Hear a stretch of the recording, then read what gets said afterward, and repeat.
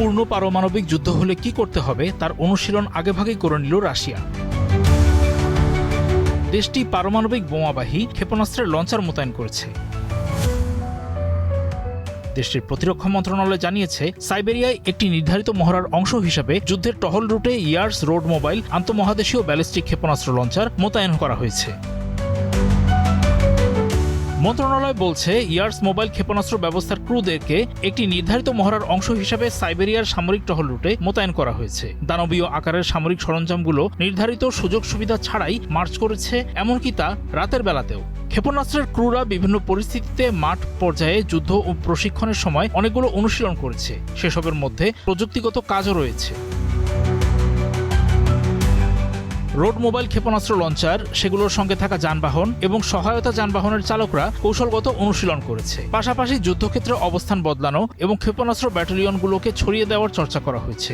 Years ক্ষেপণাস্ত্র ব্যবস্থার ক্রুদের প্রশিক্ষণে সামরিক অবস্থানে ইঞ্জিনিয়ার প্রস্তুতি, ছদ্মবেশ নেওয়া এবং যুদ্ধ সুরক্ষা মহড়াও ছিল। রাশিয়ার কৌশলগত পারমাণবিক হামলা চালানোর ক্ষমতা ধ্বংস করতে দেশটির শত্রুদের হামলাকে ভণ্ডুল করার চর্চাও করেছে রুশ সেনারা।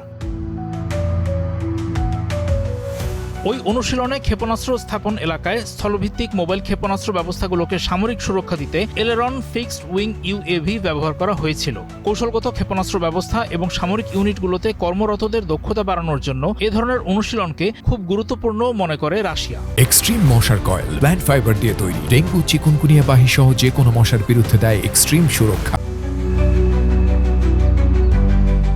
রাশিয়ান কৌশলগত ক্ষেপণাস্ত্র RS-24 ইয়ার্সকে মোবাইল বা সাইলো দুই ধরনের ব্যবস্থা থেকেই ব্যবহার করা যায়। 3 ধাপে কঠিন জ্বালানি ব্যবহার করে চলা এই আন্তঃমহাদেশীয় ব্যালিস্টিক ক্ষেপণাস্ত্রে রয়েছে আলাদা আলাদা লক্ষ্যে আঘাত করতে সক্ষম একাধিক ওয়ারহেড।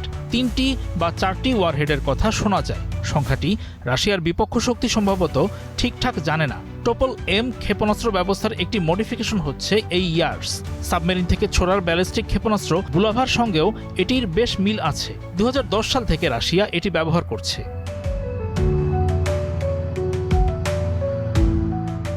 বর্তমানে রাশিয়ার স্থলভিত্তিক কৌশলগত পারমাণবিক প্রতিরোধ শক্তির মেরুদণ্ড বলা হচ্ছে এই ইয়ার্স ক্ষেপণাস্ত্র ব্যবস্থাকে। দেশটির সামরিক বাহিনীর 8টি ডিভিশনে এরকম প্রায় 150টি ক্ষেপণাস্ত্র রয়েছে। 22.5 মিটার লম্বা আর 2 মিটার চওড়া এক একটি ইয়ার্স ক্ষেপণাস্ত্রের ওজন 49,600 কেজি। 1,200 কেজি ওজনের এক একটি ওয়ারহেড নিয়ে এটি শত্রুর দিকে ছুটে যায়। 10,500 কিলোমিটার দূরে থাকা শত্রুও এই রুশ ক্ষেপণাস্ত্রের আক্রোশ থেকে বাঁচতে পারবে না। পারমাণবিক ওইসব ওয়ারহেড 150 থেকে 200 কিলোটন শক্তি রাখে। রাশিয়ার শত্রুদের ইয়ার্স ক্ষেপণাস্ত্রকে ভয় পেতেই হবে, কারণ এর ওয়ারহেডগুলোর রি এন্ট্রি ভেহিকেলগুলোর ম্যানুভারেবিলিটি পাওয়ার আছে। অর্থাৎ লক্ষ্যবস্তুতে আঘাত হানার আগ পর্যন্ত বারবার জটিল বাঁক নিয়ে ওয়ারহেডগুলোর গতিপথ বদলে ফেলতে পারে।